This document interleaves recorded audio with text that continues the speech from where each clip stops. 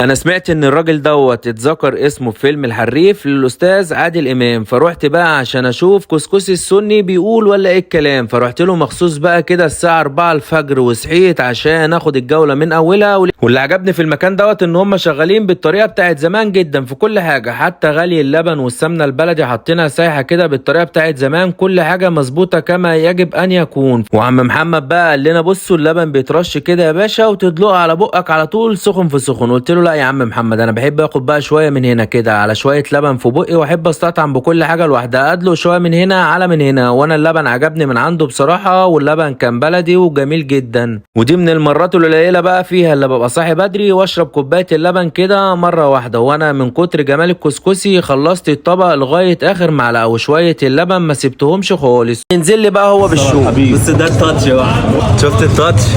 ما كانش ينفع امشي من عند كسكسي السني غير لما اجيب لكل الناس اللي بحبها عشان ما يزعلوش. والمكان ده بقى في الجيزه، وتحياتي لاهل الجيزه اللي بحبهم في الله، لازم تروحوا تجربوا كسكسي السني.